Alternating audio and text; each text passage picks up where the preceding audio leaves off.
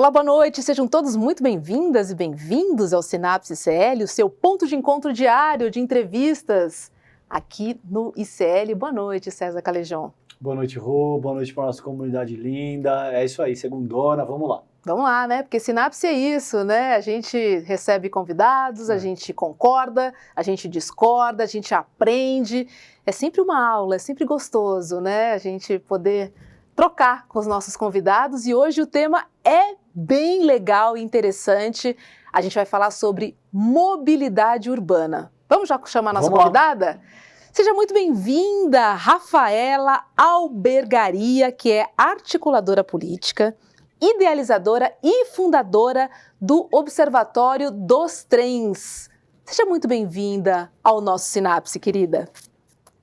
Obrigada, Roberto. Eu que agradeço o convite. Estou muito feliz de bater esse papo aqui com vocês hoje sobre um tema que atravessa a vida de todo mundo, de todas as classes e setores sociais, que é o transporte, mobilidade, e, na verdade, é determinante para mediar a possibilidade de acesso à cidade, liberdade, de acesso a serviços e direitos fundamentais. Eu estou muito feliz de estar essa noite aqui com vocês, conversando sobre esse assunto que é tão importante, tão determinante. Rafa, já vou começar com uma pergunta quente e bem importante, que é sobre a tarifa zero, ou seja, o passe livre no transporte público. Esse é um projeto viável? É um projeto viável desde a pandemia, né? A gente viu uma crescente de cidades de pequeno, médio porte implementando tarifa zero nessas cidades. E, na verdade, é isso. A gente, desde 2015, conseguiu caminhar, e muito a partir das grandes mobilizações que aconteceram em 2013, pelo direito à cidade. Vocês vão lembrar que em junho de 2013, o que a gente mais ouvia as pessoas que estavam na rua ali lutando contra o aumento da passagem, lutando por melhores qualidade e segurança no transporte, o que a gente mais ouvia as pessoas dizerem não é pelos 20 centavos, era sobre transporte seguro, era sobre transporte eficiente, transporte rápido, era sobre transporte digno, né? E hoje, 10 anos, né, depois das jornadas de junho, que construíram e não só falaram sobre a centralidade que o transporte tem na vida da população, especialmente da população mais pobre, os setores e as camadas mais vulneráveis, mas falava também sobre a possibilidade de usufruir de oportunidades nas cidades, trouxe também debates, que a gente está vivendo até hoje, sobre renovação política. Não sei se vocês se lembram, a grande discussão que foi colocado naquele momento sobre a presença ou não de partidos dentro daqueles espaços, né? Aquelas organizações contra o aumento da passagem, elas se iniciaram a partir de coletivos do movimento estudantil, com uma presença muito grande de partidos políticos que têm se construído, que se constrói no campo mais progressista da esquerda. E quando essas mobilizações elas começam a ganhar corpo, elas começam a aumentar, são mobilizações que questionam um modelo de se fazer política que é visto como o modelo da velha política, né? Então se questiona e se fala sobre um descrédito que a população tem em relação às questões, né, de novas formas. A partir das mobilizações de 2013, a gente vê florescer novas formas de organização das lutas sociais nas cidades, então uma ampliação de coletivos de territórios de periferia e favela, né? Esse contexto era um contexto que vem que é antecedido pela questão dos rolezinhos, não sei se vocês se recordam. Então, na verdade, e hoje a gente vive um pós-pandemia, e a pandemia trouxe de uma forma muito marcante o quanto a mobilidade ela é determinante para a possibilidade de existência nas cidades, não só nas cidades, mas em todos os espaços, né? Porque, não sei se a pandemia, a principal medida de mitigação da pandemia, de proteção da vida, era o distanciamento, né? E a gente viu que, se de um lado, uma parcela que tinha ali empregos mais formais, puderam se ir para casa e se proteger, a gente viu uma parcela grande da população que tinha cor, que era preta, que tinha território, que era de periferia e favela, que estava nos trabalhos mais precarizados, no subemprego, no precariado, na informalidade, no desemprego. A gente viu essas pessoas saindo de casa para fazer com que a sociedade, com que essas cidades, com que esses espaços continuassem existindo, né?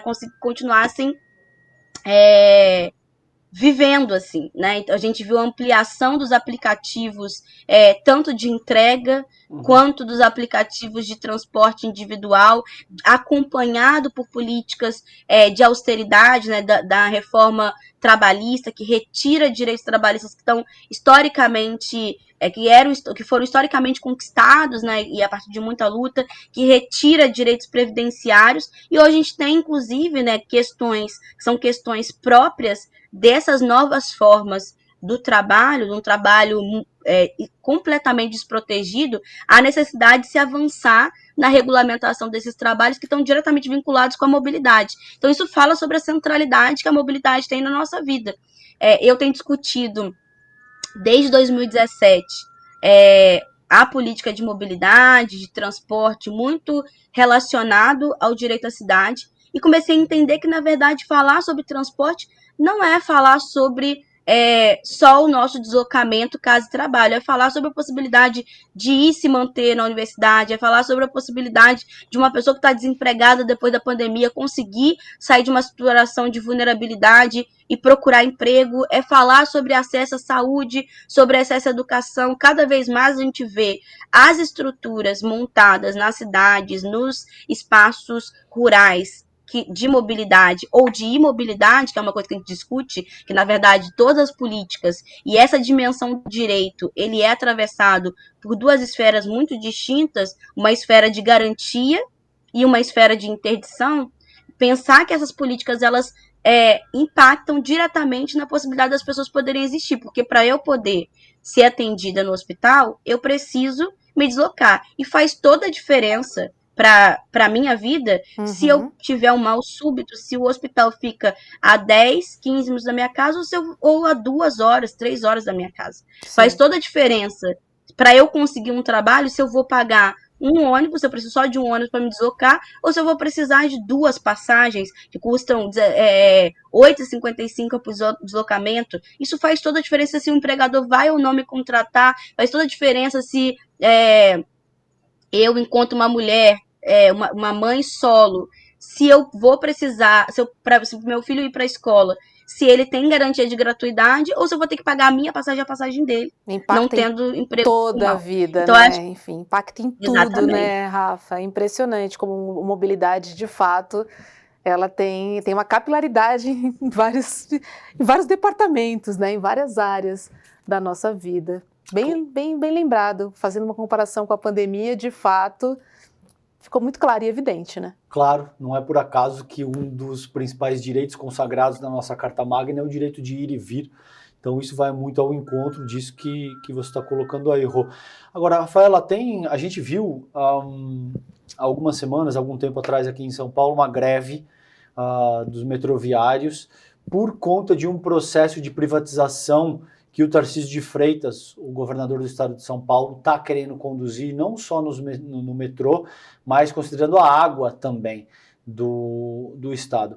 Você fala do Rio de Janeiro, certo? Isso, falo do Rio de Janeiro.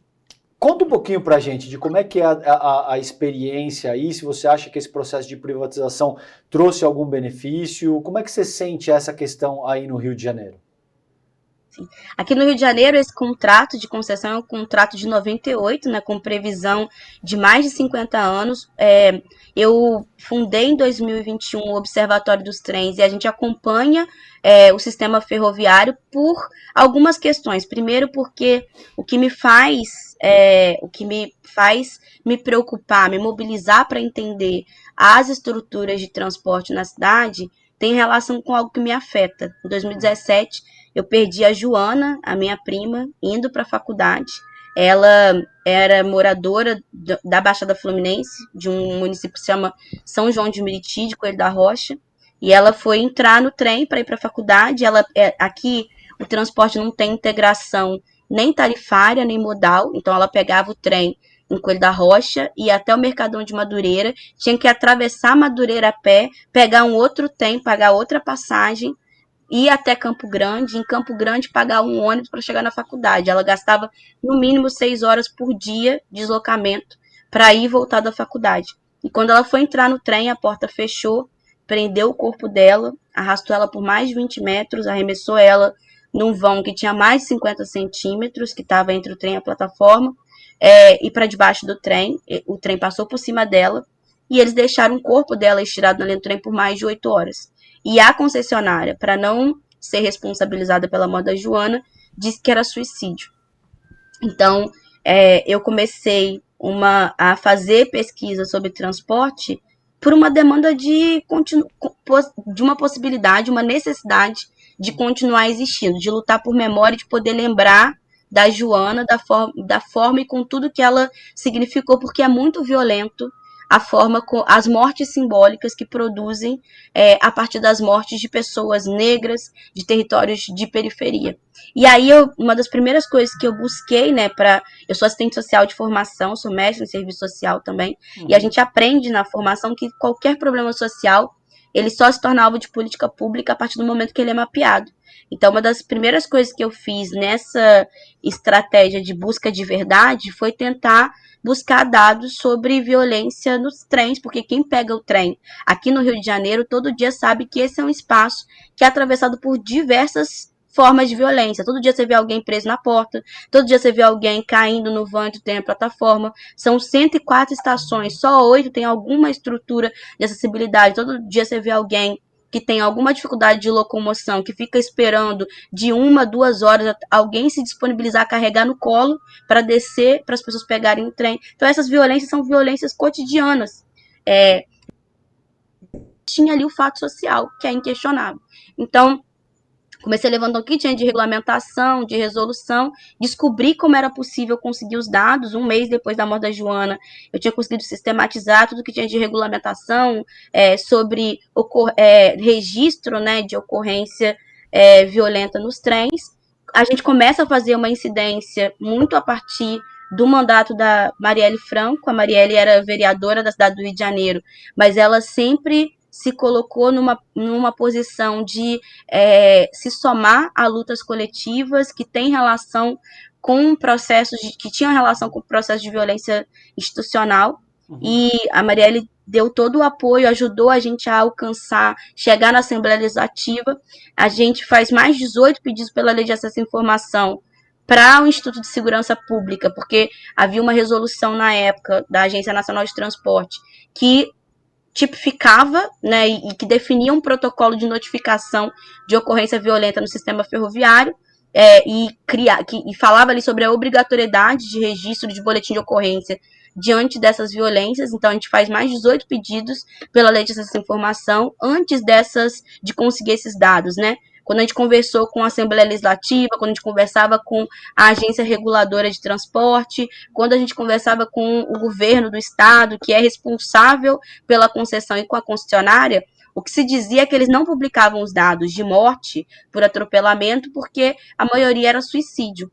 Quando os dados vêm, a gente descobre uma diversidade de formas de se morrer e ser mutilado nos trens. Então, tinha morte por auto de resistência dentro do trem, tinha morte por descarrilhamento, por colisão, por queda da composição.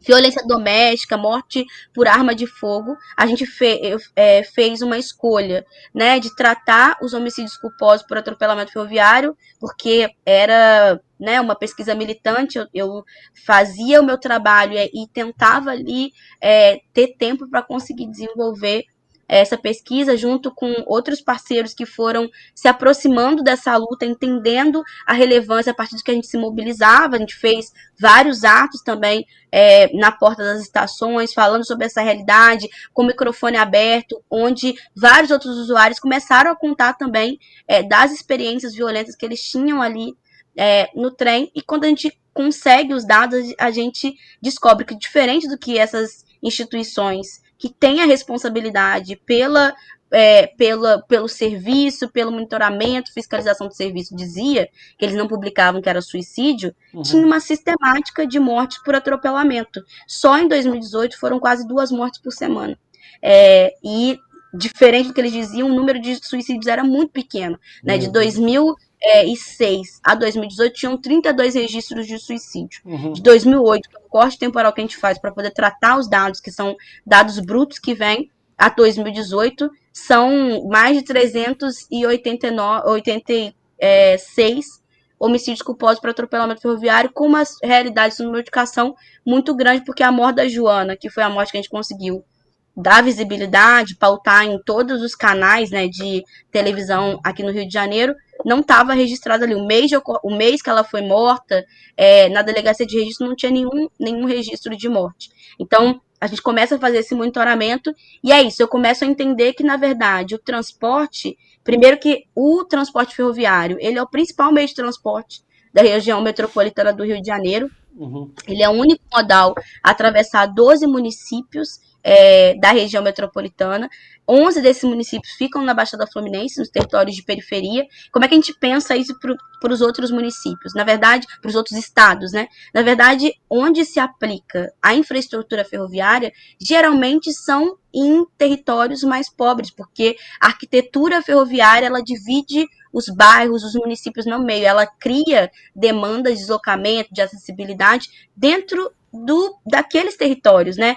Por exemplo, aqui no Rio de Janeiro, a forma como está estruturada a malha ferroviária tem uma distância de passarela de pelo menos 2 quilômetros. Tem uma estação aqui, que é a estação de Vila Rosali, que a saída da estação é no meio do cemitério. Meu Deus.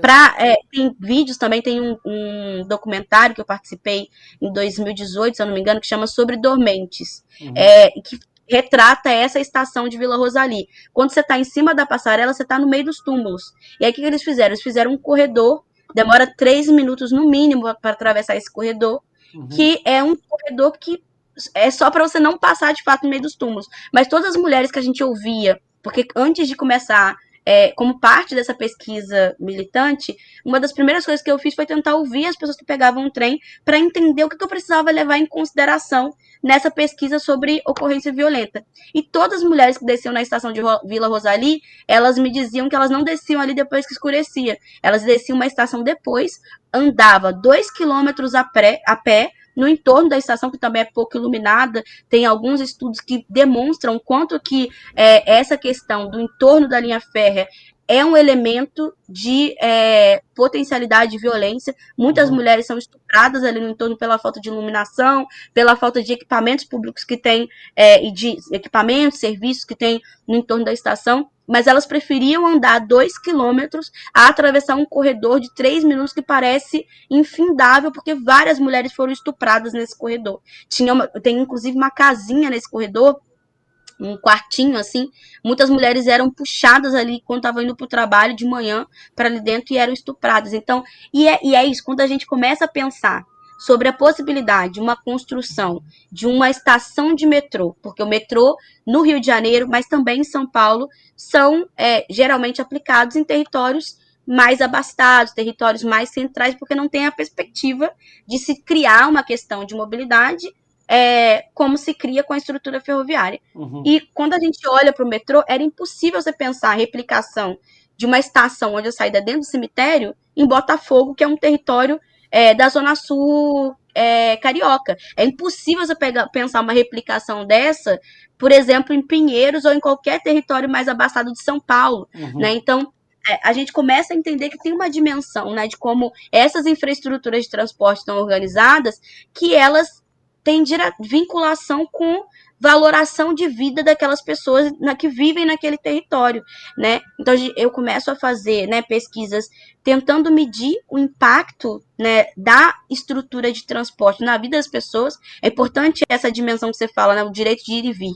A liberdade, ele é uma premissa de direito da democracia em si, né? Sim. Liberdade é uma premissa de democracia. E quando a gente fala de transporte, a gente está falando diretamente de um serviço que fala sobre a possibilidade das pessoas poderem ter liberdade. Hoje, no Rio de Janeiro, a passagem do trem é a passagem mais cara do país. E é mais cara do que o do metrô, que tem uma qualidade muito maior. É R$ 7,40 uma passagem do trem. No início do ano, a gente fez um estudo perto da aplicação do reajuste da tarifa, porque o reajuste da tarifa de transporte do Rio de Janeiro, ele está vinculado ao IGPM, que é um índice que está vinculado ao dólar, então aumenta muito, porque objetivamente a manutenção não acontece em dólar, né? Tipo, inclusive o Estado ele é responsável pela compra de maquinário constante e pela compra de composições, dos vagões. A empresa concessionária ela só é responsável pela manutenção da operação do serviço. Tem uma série de descumprimentos que essa empresa, uma série de ilegalidades que a empresa concessionária pratica e que tanto o Ministério Público, tanto a Secretaria de Transporte, o Governo do Estado, fecham os olhos diante dessa realidade. Esses dados que a gente levantou, né, que deu conta que é isso, 2 pessoas mortas por semana só no trem urbano, nos trens urbanos do Rio de Janeiro, é alarmante, né? Esse dado que a gente levantou subsidiou uma CPI dos transportes na Assembleia Legislativa, que fez medição e que responsabilizou a Supervia pela morte da Joana. Mas até hoje a empresa não foi responsabilizada, responsabilizada administrativamente por uma multa que nunca pagou, mas a empresa continua com concessão, as pessoas continuam morrendo de forma sistemática, continuam sendo responsabilizadas pela sua morte. Todo ano a gente faz uma ação de memória no dia 24 de abril, que foi quando a Joana foi morta. E a gente ouve todos os anos, mesmo com 2 relatórios, a gente conseguiu impactar na incidência e na construção de 2 CPIs. A gente, ano passado, teve uma CPI dos trens, que, na verdade, levantou uma série de outros crimes e ilegalidades que a empresa concessionária faz. Pra vocês terem uma ideia, a empresa ela tem a Supervia, que é hoje, né, a principal acionista é a Mitsui, ela tem uma prática de mitigar custo, perda. Então, o que acontece? Quando uma pessoa é morta, atropelada pelo trem, e isso acontece de forma muito sistemática, na rua que minha tia mora, em Coelho da Rocha, tem pelo menos 3 pessoas que foram, 2 pessoas que foram mortas e uma que vive em estado vegetativo porque foi atropelada pelo trem. E aí, o que se faz? Tem escritórios de advocacia que abordam as famílias a partir de informações que são repassadas de forma irregular pelo ML, ilegal, repassadas pelo ML, informações das famílias. Esses escritórios, eles têm relação com a empresa concessionária, têm relação com grupos paramilitares nos territórios que são controlados pelas milícias aqui. Esses escritórios, eles abordam as famílias, dizem para eles conseguirem sepultar os seus entes de forma gratuita. Eles têm que pagar, eles têm que entrar com uma ação civil, que eles vão pagar e depois as pessoas, quando eles receberem a indenização, eles restituem. E aí, assim, o máximo que a justiça define como restituição para famílias cujos os entes que foram mortos são criminalizados e são descritos como ou ambulantes ou como usuários de drogas, porque foram mortos na linha do trem, o máximo que se estipula de indenização é 1.500. Então, essas famílias, elas primeiro são assediadas por essas empresas que têm relação com a empresa concessionária. Isso aconteceu com a minha família. Na semana que a Joana morreu, apareceu lá um advogado dizendo para mim que ele tinha mais de 1.500 casos de morte por atropelamento ferroviário, que a expertise deles era fazer negócio com a Supervia. A gente se recusou a fazer qualquer acordo, a gente queria justiça, e mesmo assim foram várias vezes um advogado com uma assistente social atrás da minha tia querendo obrigar ela a ir fazer um acordo com a empresa concessionária para mitigar a perda. A justiça olha para essas pessoas como se fosse possíveis, né, e como se fosse justo serem mortas, estipula um valor para a vida dessas pessoas e tem uma relação escusa com uma série de, inclusive, grupos criminosos na cidade do Rio de Janeiro. Essa realidade, ela foi, inclusive, registrada no relatório no relatório da CPI dos transportes de 2018, que fez, na verdade, que analisou o caso da Joana, que responsabilizou a empresa, tem o depoimento de um delegado de polícia que diz, olha, a empresa concessionária, ela impede os registros, ela interfere diretamente no trabalho policial para não ser responsabilizada. Então, ela combina com os agentes de segurança. Qual que é o depoimento? Quando você compara um boletim com o outro, é o mesmo depoimento sempre. Ela impede que as pessoas consigam fazer o registro, desloca corpo. Em 2015, teve um episódio brutal, numa estação, inclusive, na cidade do Rio de Janeiro, né, no centro da cidade do Rio de Janeiro. Uma pessoa foi atropelada e o operacional da empresa autorizou que o outro trem passasse por cima do corpo sem saber se o cara estava vivo. Então, assim, essas coisas acontecem de forma sistemática. E quando a gente olha para a linha 7 e 8 da CPTM, que são linhas que são privatizadas, num período de tempo muito curto, tem 1 ano que essas linhas elas foram privatizadas, os problemas são equivalentes aos problemas que a gente vive aqui. Na verdade, é impossível, se a gente diz que o transporte ele é algo tão central, que define um direito tão essencial para a democracia, ele não pode ser aplicado como mercadoria. E a lógica como se estrutura o sistema de transporte hoje brasileiro tem relação direta com essa perspectiva de interdição de determinados corpos e garantia de circulação para outros. A gente fez uma pesquisa historiográfica aqui no Rio de Janeiro sobre os trens. O que a gente descobriu que é isso. O Rio de Janeiro, antes da década de 50, ele foi o território no mundo com maior infraestrutura de transporte. E era transporte sobre trilho. O desmonte do transporte sobre trilho, ele acontece com uma demanda de afastamento do poder das famílias negras no pós-abolição. Porque é isso, o trem ligava o Rio a Minas Gerais, Espírito Santo, São Paulo. Então, muitas famílias negras no pós-abolição, a partir da expulsão, sem nenhuma política de reparação para essas famílias, elas vieram para o Rio, foram para São Paulo, numa busca de liberdade, a partir de um sonho de liberdade. E a própria transferência de Brasília e a construção de Brasília é um dos territórios com menos infraestrutura de transporte. É impossível você se deslocar em Brasília, especialmente ali no plano piloto, só com transporte público. Quando você olha a dimensão de como está organizado, inclusive o deslocamento das cidades satélites para o centro de Brasília, tem cidades que só tem um ônibus que sai 7 horas da manhã e só volta 6 horas da tarde. Então, o deslocamento está diretamente vinculado com o deslocamento para o trabalho. Só que a gente sabe que as pessoas não se deslocam só para o trabalho, né? É isso, a gente tem uma perspectiva e tem discutido, né, que todas as políticas sociais, elas são socialmente localizadas, elas são racialmente, territorialmente localizadas, e o que a gente percebe, a exemplo de São João de Meriti, que é de onde eu faço parte, São João de Meriti é considerado formigueiro da América Latina. É a maior concentração de gente por quilômetro. São mais de 13 mil pessoas por quilômetro. E São João de Meriti não tem nenhum hospital público.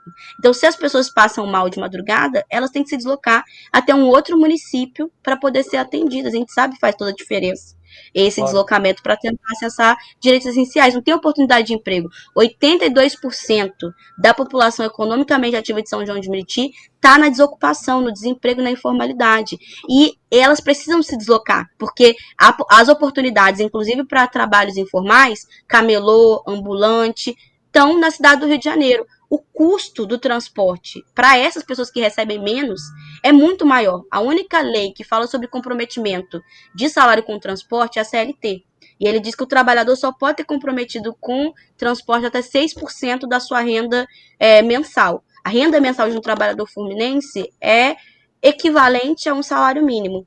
Hoje, o preço do trem, que é o principal meio de transporte, para a região metropolitana do Rio, tem um deslocamento pendular diário de mais de 2 milhões de pessoas que saem da Zona Oeste do Rio de Janeiro e da Baixada Fluminense para o centro do Rio de Janeiro para acessar a oportunidade, e essas são dinâmicas que a gente percebe em várias outras capitais do país.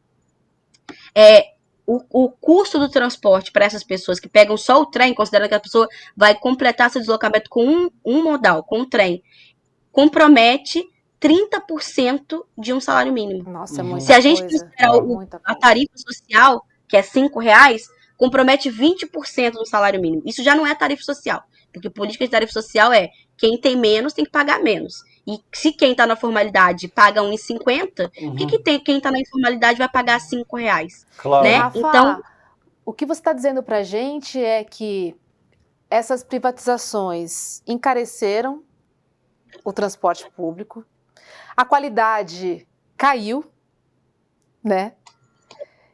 E não teve nenhum benefício para a população no final do dia, né? Porque ela paga mais caro, ela tem uma qualidade inferior, ela muitas vezes vai ter que fazer, né, um combo, né, de metrô, ônibus, trem, então ela paga muito mais do que ela pagaria se tivesse uma baldeação ou um hub de mobilidade, né? Enfim, que seria então uma tarifa única, ou seja, a experiência do Rio de Janeiro com a privatização, ela é péssima, né? Posso dizer isso, péssima. com certeza. E a experiência de São Paulo também é péssima. Tem 1 ano de experiência para dizer o tanto de descarrilhamento que teve, o tanto de paralisação que já Falhas, teve. E é muito mais complexo essa realidade, porque, de fato, o sistema de transporte sobre trilho em São Paulo funciona. Acho que nos últimos anos, com a ampliação de linhas de metrô, o São Paulo conseguiu dar vazão para a demanda de deslocamento da cidade e dentro também da região metropolitana. Eu morei em São Paulo em 2019 e eu morava no centro de São Paulo e trabalhava em Osasco. E mesmo no dia que eu falava assim, que eu decidia ir de Uber, eu gastava mais tempo de Uber do que de metrô. Eu conseguia chegar em Osasco em 40 minutos. E aí, assim, o que o Tarcísio, né, tá fazendo, acho que tem vários lugares. Primeiro, eu quero destacar aqui que o transporte, controlar o deslocamento das pessoas é sobre poder, né? É sobre ter muito poder. Não é à toa que as milícias, inclusive que forjam, né, o Tarcísio, a política das milícias que que vai se construindo e vai se ampliando a partir da Baixada Fluminense, tem como seu capital, o serviço que acumula o seu capital primitivo, o transporte.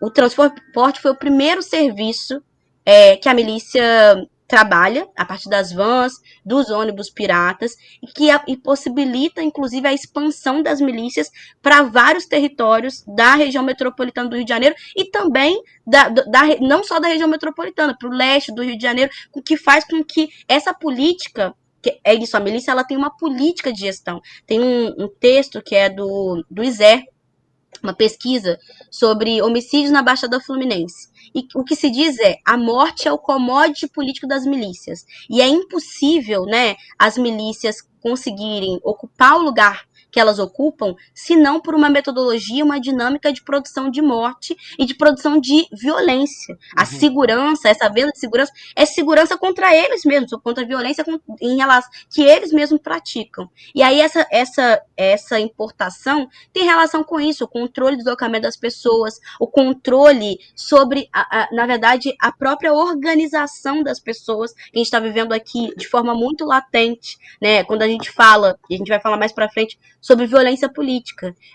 Aqui no Rio de Janeiro é muito fácil você se tornar alvo de ameaça, de atentado. É muito simples, porque, na verdade, esse controle impede avanços sociais que são fundamentais, né? A outra questão é que o transporte ele é uma mercadoria cara, né? O que se percebe, vou dar um exemplo, eu fui em junho em Formosa de Goiás. Formosa de Goiás é uma cidade de médio porte, com 120 mil habitantes. Eles implementaram tarifa zero há pouco mais de um ano, e de uma forma muito curiosa.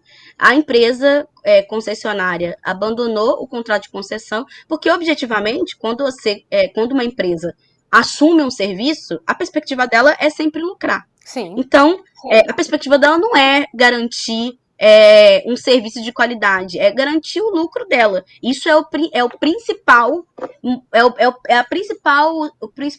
motivador dessa empresa assumir um serviço, né?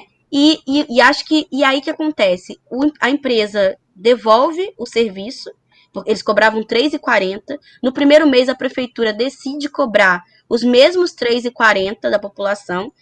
A secretária de assistência social do município de Formosa era uma assistente social e mulher do prefeito. E a assistência social é uma política que já entende o transporte como algo fundamental para efetivar direitos. A assistência social é uma política que é de quem dela precisa, né? E já tem uma experiência, por mais que isso não esteja formalizado dentro lá das diretrizes da Política Nacional de Assistência Social, se tem o entendimento de que, por exemplo, na socioeducação, para garantir que os meninos consigam cumprir as medidas de socioeducação na atenção especial, precisa garantir passagem para ele e para a família para ele conseguir cumprir a medida. Tem o entendimento de que eu trabalhei na prefeitura de Osasco, né?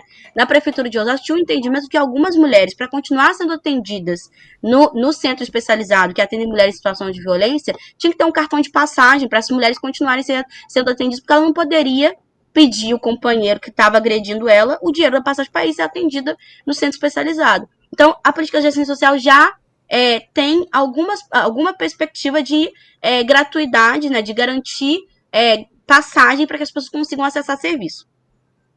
E aí, ela tinha uma demanda de que pelo menos os 47 mil pessoas que eram atendidos na política de assistência social tivessem gratuidade da passagem.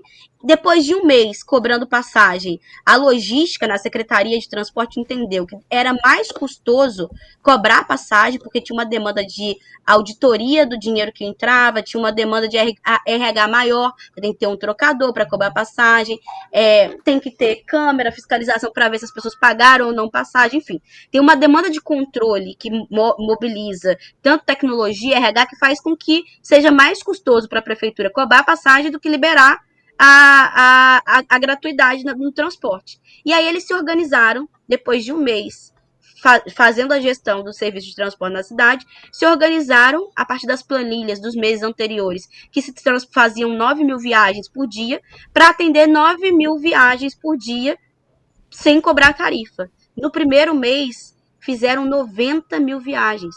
Tinha uma demanda reprimida que era 10 vezes maior do que o número de pessoas que conseguiam viajar dentro do ônibus. Eles conseguiram aumentar a frota de transporte. Lá eles fazem aluguel de ônibus, a exemplo do que se faz da cogestão em todas as outras políticas setoriais, na saúde, na assistência social, na política da mulher. Alugaram um ônibus e aí contrataram o RH, eles compram o combustível. Não tem uma demanda de lucro das empresas, quem garante, inclusive, quem pensa a gestão do serviço, de qual que é o horário que vai passar, qual que é a rota que vai fazer, é a prefeitura. E aí compraram minivans para fazer o deslocamento dentro dos territórios de favela, com vielas menores, e isso não representa nem 1% do orçamento da prefeitura. Então, a tarifa zero ela é possível e é necessária, porque não pode uma pessoa que está desempregada não conseguir distribuir currículo aqui no Rio de Janeiro, porque ela tem que ter 17,10 no bolso para poder distribuir currículo, no mínimo, porque as pessoas, quando vai distribuir currículo, não vai só deslocar, vai ter que ir no banheiro, vai ter que beber água, vai ter que comer. Não pode uma pessoa não poder sair da situação de vulnerabilidade porque não tem o dinheiro da passagem. E é possível, é muito possível. O que a gente viu em São Paulo, o que a gente está vendo em São Paulo, é exemplo disso mais uma vez.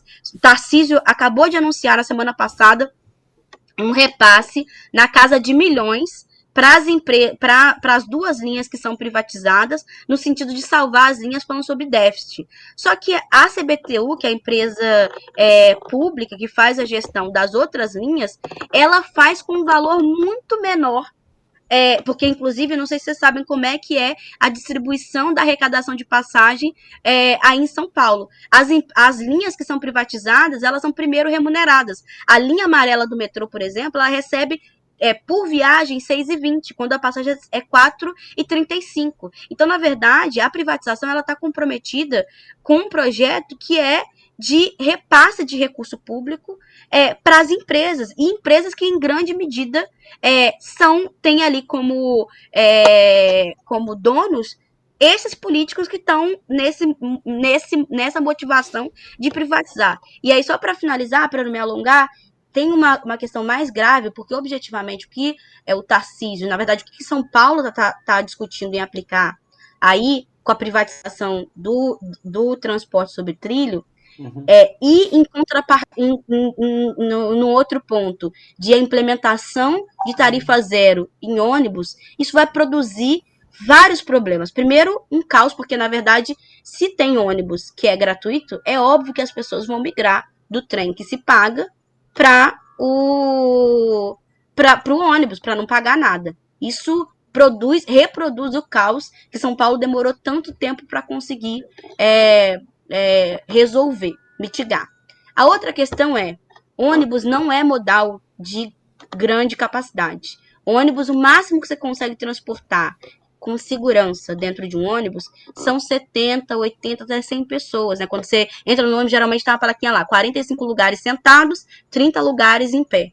E aí, assim, o trem é um modal de grande capacidade, consegue transportar em uma viagem 2.000 pessoas, 3.000 pessoas, 5.000 pessoas. Então, assim, o ônibus não é um modal de grande capacidade, é um modal que, para conseguir dar conta da demanda de deslocamento, precisam colocar muitos mais ônibus na rua. Hoje, os ônibus, né, tipo, são parte central da crise climática. Não sei se vocês sabem, os centros urbanos, eles são responsáveis, o transporte nos centros urbanos é responsável por 60% das emissões de poluente.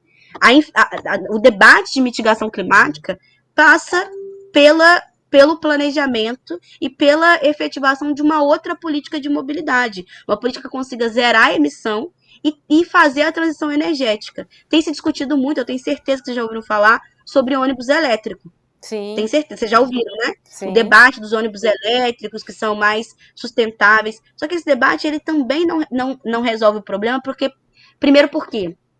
Porque São Paulo, Minas Gerais, Rio de Janeiro, tem como principais formas de produção de energia hidroelétrica e termoelétrica. Se a gente está dizendo que eles vão, né, implementar tarifa zero nos ônibus e privatizar o transporte sobre trilho, o transporte de massa, isso vai fazer com que cresça a demanda de ônibus na rua, vai produzir um caos no abastecimento de energia, sem que se tenha de fato investido em novas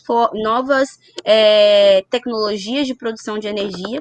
E a outra questão, isso produz um caos, inclusive na cidade, os deslocamentos eles vão ser muito maiores, e a questão do deslocamento, ele produz adoecimento. Uma pessoa que passa 1 hora por dia no transporte público para se deslocar a casa e trabalho, ela perde um mês por ano dentro do transporte. Isso produz adoecimento físico, isso produz adoecimento mental, e os deslocamentos eles vão aumentar o tempo de deslocamento.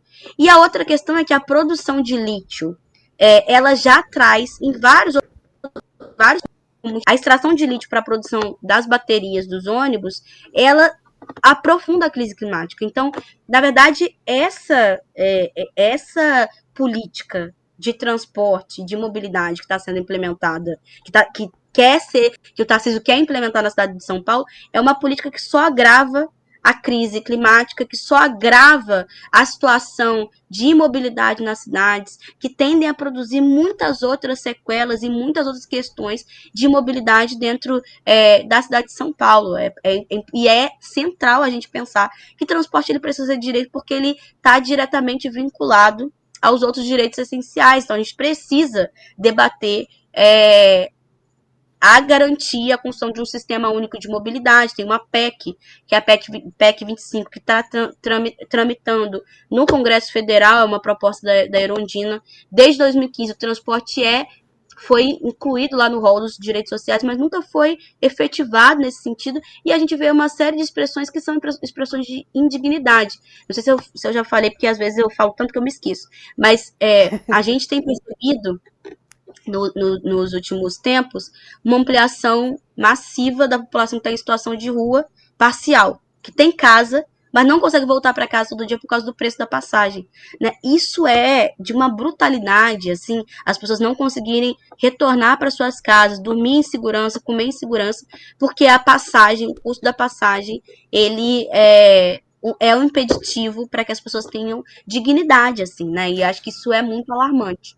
E Rafa, o mundo ideal, qual seria então? Transporte sob trilhos, com tarifa zero, priorizar, então, trens e metrôs, né? Mas para isso precisaria de uma ampliação, né?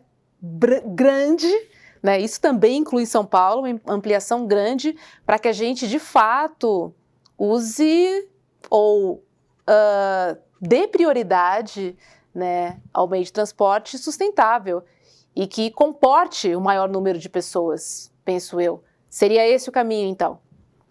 Com certeza, quando a gente vai para outros países, a gente não quer se deslocar, a gente quer se deslocar, a gente se desloca de transporte público, geralmente. Até, tipo, gente rica, quando a gente olha lá no Instagram, estão andando de metrô, estão andando de trem. Eu, não sei vocês, mas eu odeio dirigir. Eu não gosto de dirigir. E aí, para mim, é muito mais confortável me deslocar de transporte público se esse transporte fosse eficiente, né? Não só trem. Por exemplo, acho que tem uma questão que a forma como, na verdade, essa é uma questão central do debate de cidades. Quem pensa e quem planeja as cidades são pessoas que nunca utilizaram, que não utilizam transporte público. Elas pensam em estruturas que vão impactar a vida de milhares de pessoas e elas não sabem qual é a realidade dessas pessoas. Isso é muito material, tem uma lógica, inclusive, de como, não só na política de mobilidade, mas em todas as políticas públicas de uma forma geral. O que se percebe? Os territórios com mais infraestrutura, os territórios mais abastados, eles são prioritários, eles são prioridade para novas infraestruturas dentro das cidades. A gente está vivendo isso aqui no Rio de Janeiro, né? O prefeito Eduardo Paes, que inclusive faz parte de uma organização internacional de prefeituras que estão comprometidas com cidades sustentáveis, cidades inclusivas. Ele anunciou, ele retomou as obras de um metrô que faz a ligação do Jardim Botânico até a Gávea, que é um território, um dos territórios com maior custo de metro quadrado, maior especulação imobiliária da cidade do Rio de Janeiro. E está longe de ser o território que mais precisa de infraestrutura de transporte. Está longe de ser, já tem metrô, já tem um monte de linha de ônibus que abastece. As pessoas que moram ali geralmente se deslocam de carro, né, a não ser as pessoas que trabalham naquele território. Mas é isso, em contrapartida, quando a gente olha para os territórios da Zona Oeste, da Zona Norte no Rio de Janeiro, são territórios, tem bairros que não tem nenhum transporte público formal. São todos transportes públicos feitos por esses grupos que eu disse, né, esses grupos paramilitares que têm um controle do transporte. E o que deveria ser aplicado onde tem menos infraestrutura, tem que ter mais investimento. Claro. A prioridade de construir hospital tem que ser onde não tem hospital. A prioridade de construir uma universidade nova tem que ser onde não tem universidade. Como é que você distribui as oportunidades pela cidade? Uma coisa que a gente sabe também é que aonde chega infraestrutura de transporte urbano, chega oportunidade. Aqui no Rio de Janeiro tem um bairro que chama Tijuca, que é um bairro que linhas de metrô, a especulação imobiliária cresceu tanto que ela se equivale hoje a vários bairros da Zona Sul, que é o território mais abastado da cidade do Rio de Janeiro. A gente sabe que onde chega infraestrutura de transporte, chega oportunidade. Então, investir e olhar para esses modais, que são modais de grande capacidade e são modais que possibilitam zerar a emissão de carbono, porque o trem não vai emitir gás carbônico, o trem é elétrico, consegue transportar muito mais gente, é importante, inclusive, para a gente pensar na distribuição de oportunidades pelas cidades. A gente tem discutido muito, né, estratégias e tecnologia de como a gente distribui, como é que a gente pensa a cidade eficiente. Então, por exemplo, aonde tem uma linha de metrô, se você constrói ali um polo comercial, dentro desses municípios que estão dentro da região metropolitana, mas que tem esse deslocamento massivo, que é entendido como cidade dormitório, você possibilita que as pessoas consigam trabalhar ali no mesmo território, que elas sejam menos impactadas pelo deslocamento na cidade. Né? E isso possibilita também que esses territórios consigam, que esses municípios eles consigam ter uma arrecadação maior e garantir políticas essenciais, né? Conseguir complementar as políticas de saúde, de educação dentro desses territórios. Então, pensar transporte é também pensar desenvolvimento. É hoje uma demanda que está colocada pela crise climática, quando a gente olha e mapeia quais são os territórios que mais têm sofrido com os impactos das injustiças produzidas pelo clima, são esses mesmos territórios que são atravessados por essas infraestruturas ferroviárias e que são muito mais precários na possibilidade de deslocamento pela cidade. Isso é muito importante como a gente pensa essa agenda de futuro, assim, de um transporte eficiente. E é muito importante também a gente considerar os relevos. Por exemplo, a Amazônia, hoje ela tem um foco sobre si por causa da COP 2030. Né? A gente tem discutido a Amazônia, a gente tem muita discussão, especialmente, né,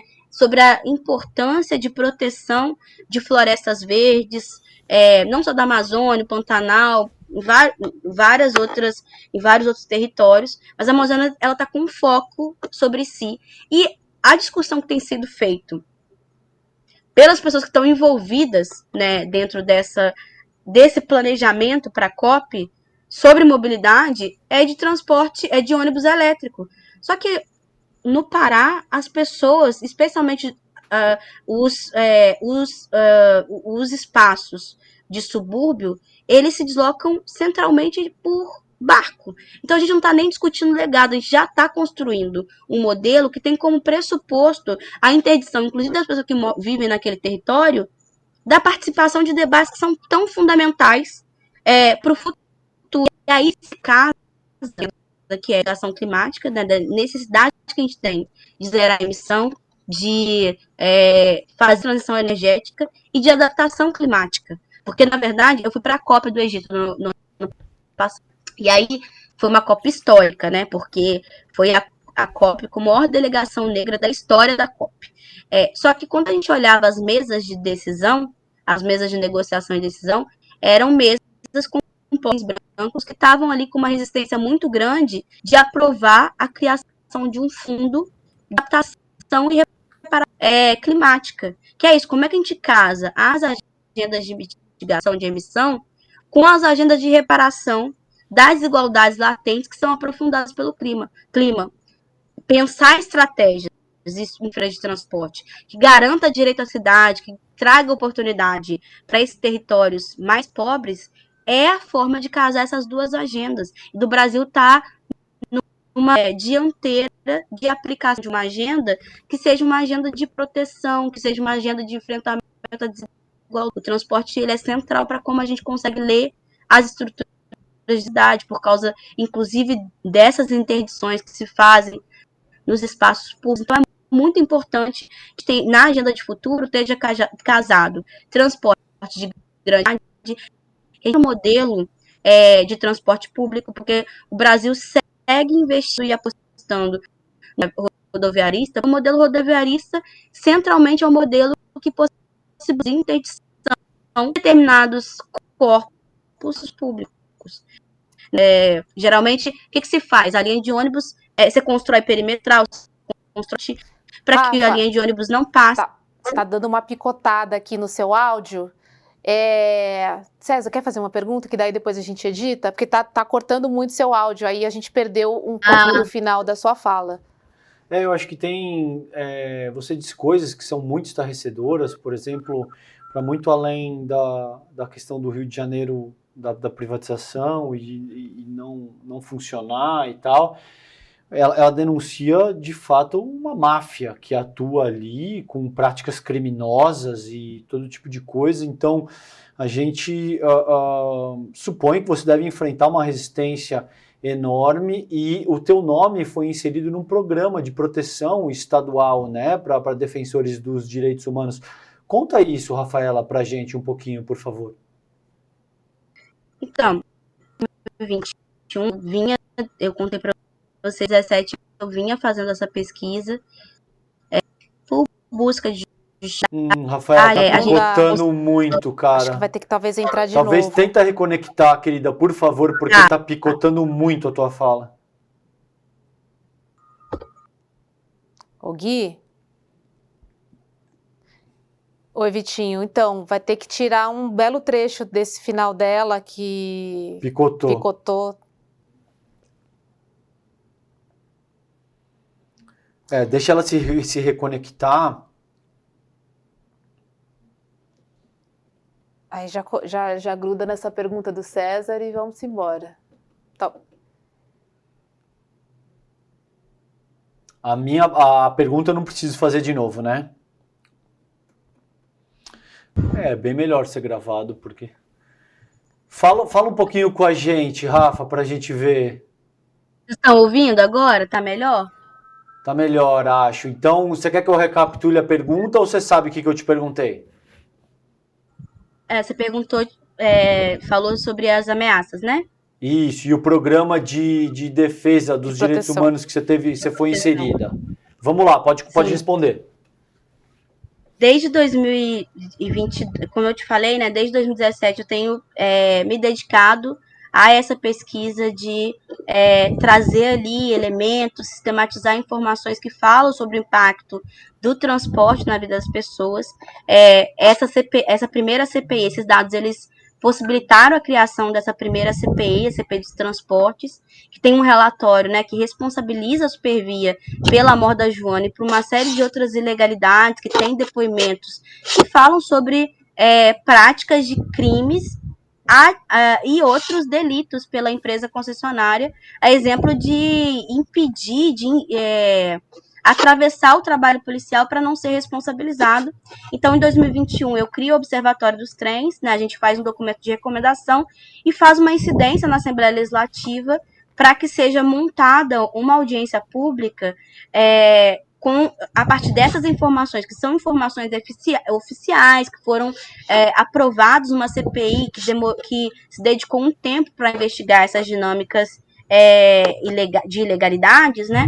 A gente faz uma audiência pública para incidir sobre o Ministério Público, Tribunal de Contas, para a investigação dessas práticas diante de uma realidade que continuava acontecendo, né, diante de outros casos que a gente acompanhava de pessoas que tinham sido mortas, que tinham sido deslocadas da linha férrea, que tinham sido criminalizadas, de outras dinâmicas violentas ali internas à Supervia, ao sistema ferroviário. E aí, depois dessa audiência, a gente começa a sofrer uma série de ameaças, assim.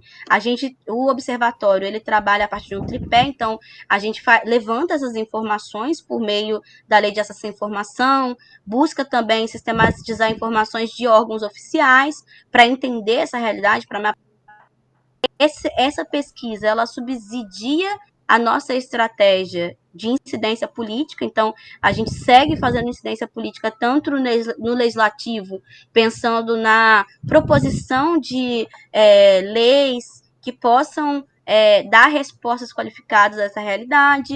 A gente faz incidência nos órgãos do sistema de justiça, pensando não só a responsabilização dos agentes violadores. A gente tem um problema que é isso, no Brasil, o direito criminal ele só se move para responsabilizar uma pessoa, e geralmente é a pessoa que é menor ali nessa cadeia hierárquica. Então, você pensa, a responsabilidade criminal, se a gente conseguisse reabrir o inquérito sobre a morte da Joana, a responsabilidade criminal não ia recair sobre o presidente da empresa que tem pratica, né, adota práticas violentas e que permite que a precarização, né, permite pela negligência uma série de mortes para economizar, para gastar menos. Seria o processo criminal ia responsabilizar o maquinista, que não tem visibilidade, porque no trem aqui no Rio de Janeiro, o maquinista não tem nenhuma visibilidade, não tem retorno de imagem, não tem retorno de imagem de vídeo, não tem aquele retrovisor que a gente vê geralmente no metrô, aquele espelho redondo que a gente vê no metrô para ele saber se alguém ficou preso à porta. Então, quem seria responsabilizado seria o maquinista, e está longe da responsabilidade de ser dele. Claro. Então, a gente age nesse sentido, né, de como é que a gente pensa estratégias de responsabilização dentro dos parâmetros de reparação, como é que a gente pensa estratégias de atendimento e acolhimento da vítima, porque objetivamente a gente sabe que o tempo da justiça é muito diferente do tempo das vítimas. Sim. E principalmente se tratando das vítimas que a gente está falando, a maioria das pessoas que são mortas, atropeladas pelo trem, mais de 68% são pessoas negras. A gente fez na pesquisa a gente conseguiu fazer esse marcador de raça, de ocupação, de idade, de sexo. Então, o perfil das pessoas que são mortas, atropeladas pelo trem, é o mesmo perfil do genocídio no Brasil. Isso não é à toa. Então, essas estratégias que a gente foi traçando, a gente começou a sofrer ameaça na ação de mobilização que a gente faz. Porque depois a gente faz uma ação de incidência em instituições, mas a gente tem um jornalzinho que chama O Trem, que é um jornalzinho que a gente tem uma abordagem popular, a gente usa ele para mobilizar as pessoas sobre o que está acontecendo. Então, geralmente, o reajuste da passagem ela é feito sem nenhuma alerta à população. A população chega, bota o bilhete único lá, descobre que teve aumento da passagem. E a gente começou a ver esse jornalzinho falando, olha, vai ter um aumento de 40% da passagem. Nenhum trabalhador teve aumento de 40% no salário. E a gente vai fazendo ali infográficos para que as pessoas consigam, primeiro, entender o impacto do transporte na vida delas, porque também dimensionar isso. Então tem um quadro que a gente faz que é a conta não fecha. Que aí você pensa, uma pessoa que pega o trem e o metrô todo dia para poder ir trabalhar, porque você não consegue completar seu deslocamento com um modal só, ela tem 56% de um salário mínimo comprometido. São R$ 738 por mês. Isso é equivalente é mais caro do que a cesta básica. O Diese fechou a cesta básica R$ 719. No Rio de Janeiro você não consegue alugar nenhuma kitnet por menos de R$ 700. Aí você pensa água, luz, você pensa o deslocamento não só o seu, mas dos seus filhos. E a gente começou a fazer essa medição. Olha só, como é que as mulheres elas são mais impactadas. A gente tem uma realidade no Rio de Janeiro que é de muitas famílias chefiadas por mulheres negras, onde as mulheres negras são a grande responsável. Isso impacta muito mais elas, porque elas têm que arcar com o seu deslocamento dos filhos, ela faz mais deslocamento nessa realidade, tem uma lógica ali de superlotação que impacta diretamente a existência dela, os assédios, o estupro dentro dos meios de transporte. Então, a gente começou a fazer essa medição, distribuir esse jornal dentro do trem e as pessoas começaram a se mobilizar. Acho que é isso, né? A Roberta pergunta no início, eu acho que tem uma apatia, as pessoas começam a se mobilizar. As pessoas, o transporte, ele também é fundamental para essa apatia, você imagina. Claro. A minha mãe é trabalhadora doméstica, saía de casa às 5h30 da manhã, pegava o trem contra-fluxo para tentar ou encostar na parede, eu também, para tentar ou encostar na parede do trem para não ser assediada, chegava às 7h30 na faculdade, ficava lá até 10 horas da noite, aí voltava, pegava o último ônibus, que era 11h15 para o Coelho da Rocha, dormia e no outro dia, 5h30 da manhã, eu estava pegando o trem de novo. Então, como é que as pessoas pensam sobre isso? E a gente distribui esse jornal dentro do trem, no horário de rush, às 5h30, às 6 horas da manhã, para falar com as pessoas, olha, é muito injusto uma pessoa que está desempregada, que está passando fome, e eu tenho certeza que todo mundo aqui distribuiu o alimento, dividiu a sua comida com alguém que está passando fome por causa da pandemia, é muito injusto as pessoas não poderem sair de uma situação de vulnerabilidade porque tem que ter 17,10 no bolso. E a gente conseguiu fazer várias mobilizações a partir disso, começou a ser ameaçado primeiro pelos agentes da empresa concessionária, sempre faziam abordagens super violentas, ameaçando a gente levar a gente para outro lugar. Tem algumas abordagens, inclusive, que foram transmitidas, porque a primeira, a gente chegou numa estação de Gramacho e logo depois chegou vários policiais ameaçando a gente. Tinha um que estava com toca ninja, com arma, ameaçando a gente levar a gente para outro lugar, enfim. A gente com medo deles desaparecerem com a gente. E isso começou a ser mais sistemático. No início desse ano, as abordagens começaram a ser diretamente por policiais militares. Em 2021, em setembro, o governador Cláudio Castro aprovou um decreto que abria a possibilidade da Supervia contratar policial militar para fazer a segurança das estações.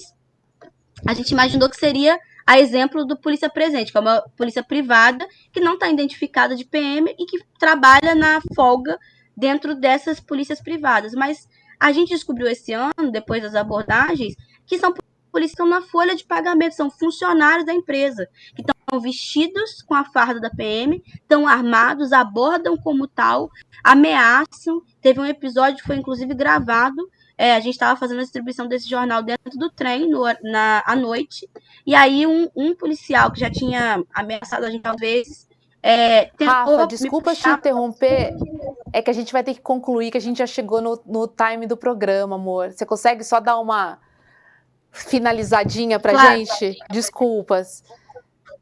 Não, tranquilo. Eu peço desculpa porque eu falo muito. Vocês estão me ouvindo? Ou parou de Estamos ouvindo, querido.